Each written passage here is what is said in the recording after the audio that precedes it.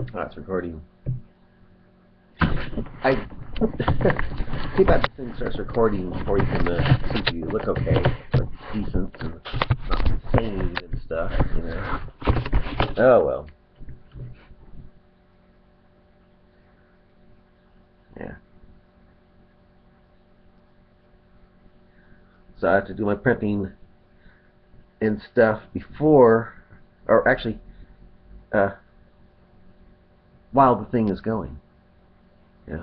Oh well. I'll get it here. Anyway.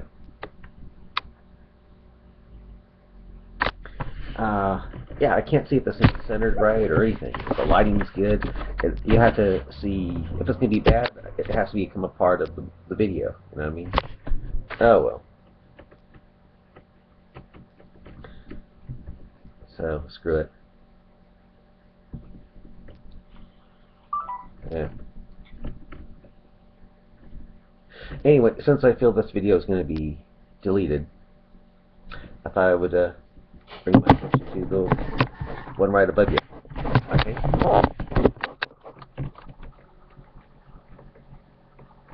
And I don't know if that's going to look good either, so who cares?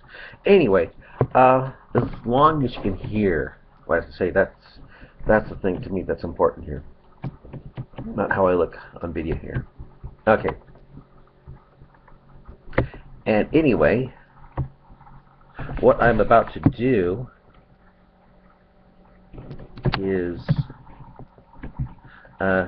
read to you why I feel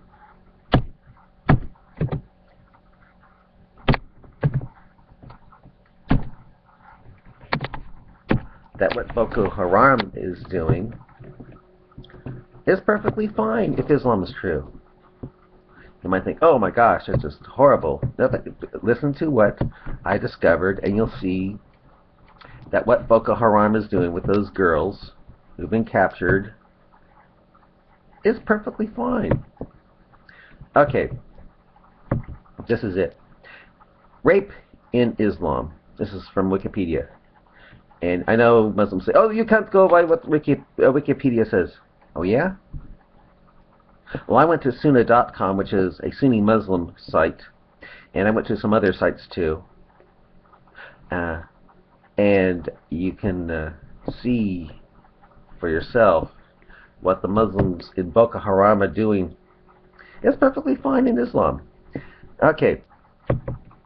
I'll just read them here for you. All right.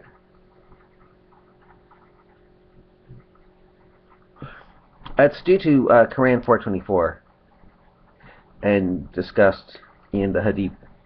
Qur'an 4:24. The first part, not the part that comes after, but the first part of Qur'an 4:24 is the. Excuse me. Because. What if I ruin this thing? Oh well. And the reason why I say that is because. Is this thing still recording? Well, it's a right error. Excuse me. I must have broken it.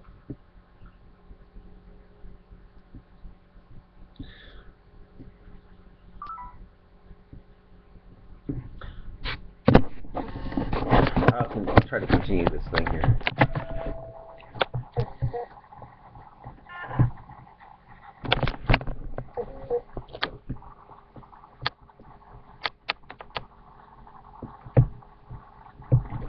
Alright, I'll try to continue. Alright, and the reason why is due to Qur'an 4:24, the first part, not the part that deals with the allowance for prostitution or paying the lady.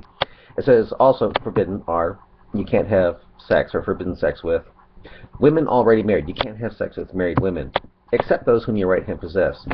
And now then it goes on to other stuff. You know, that's Allah has ordained for you, blah blah blah, which has nothing to do with the stuff that Sunan Abu Dawud 2:21-50 and Muslim 8:34-33 and 34 talk about here. Or 8:34-32 and 8:34-33 talk about. Okay. What we see in the beginning of this verse as, quote, forbidden, refers to sexual intercourse.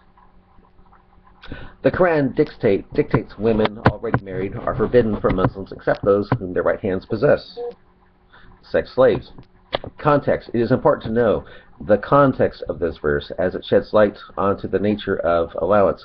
If we go through a Sahih Hadith in Sunan Abu Dawud, which says this: Abu Sa'id al-Khudri said, "The Apostle of Allah sent a military expedition to Atos on the occasion of the Battle of Hunain." And what happens is, if you want to find out for this for yourself, I don't know how long it's going to be on there, but go to sunnah.com and type into your the web browser there, Battle of Atos. Don't say, I used to say Battle of Hunain, but Battle of Atos. And the reason why I say Battle of Atos is because it gives you more references to see how this is reported, quote, handed down in those things, handed down, Quran. It shows you how more of Quran 424 is, quote, handed down. You know what I mean? Okay. So continue. The Apostle of Allah sent a military expedition to Atos on the occasion of the Battle of Hunain. They met their enemy and fought with them. They defeated them and took them captives. Some of the companions... Now here's the kicker. Some of the companions of the Apostle of Allah were reluctant to have intercourse with the female captives in the presence of their husbands who were unbelievers. They felt, gee, this is kind of creepy, to have sex with some woman in front of her husband who's been captured. So Allah, the Exalted, more like the creepy mind of Muhammad, so Allah Exalted sent down the Quranic verse, and all married women are forbidden. You can't have sex with them until you, and all married women are forbidden until you save those whom your right hand possess, those captives whom your right hand possess. So forbidden and captives aren't there. So, and all married women unto you save those captives whom your right hand possess, captives whom your right hand possess. That is to say, they are lawful for them when they complete their waiting period. The Quran verse is 424. That's Sunan Abu Dawud, or Abu Dawud. I've also seen it as Abi Dawud, 22150. Here and that's one of the reasons why Boko Haram is having fun with those women, those girls, those captured girls, their families be damned, because of this here. I'll continue here. Here in the above hadith, we are told why verse 424 was revealed to Muhammad. It was to encourage his fighters, who were reluctant to have sexual contact with female captives, even while their husbands were alive as prisoners of war. This is made clear when you read, quote, "Some of the companions of the apostle were reluctant to have intercourse with the female captives. The presence of the husbands were unbelievers." The Abu Dawud hadith is confirmed by the two Sahih collections, namely Sahih Bukhari and Sahih Muslim.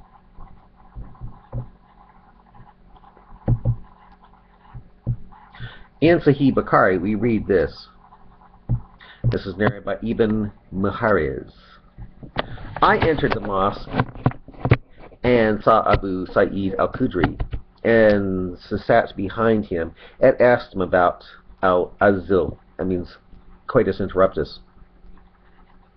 Abu Sa'id said, 'We went out with Allah's apostle for the Ghazwa of Banu al-Mustaliq, and we received captives from among the Arab captives, and we desired women, and celibacy became hard on us, and we loved to do coitus interruptus. So when we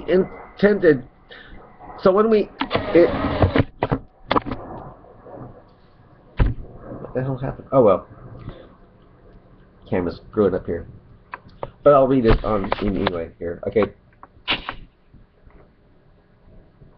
So we intended to do coitus interruptus. He said, we said, how can we do coitus interruptus before asking Allah's apostle who is present among us? We asked him about it, and he said, it is better for you not to do so. For if any soul, till the day of resurrection, is predestined to exist, it will exist. In other words, you can get the girl pregnant. Which makes me think that these captured girls are not pregnant. So what Boko Haram is talking about is fine. That's if Islam is true. Alright, I think I'll leave it at that. Bye.